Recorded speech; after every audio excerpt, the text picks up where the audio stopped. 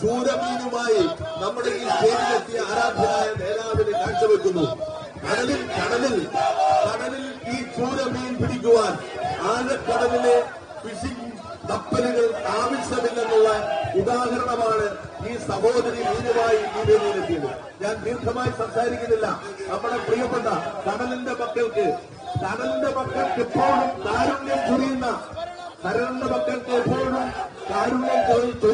കടലിന്റെ മക്കൾക്ക്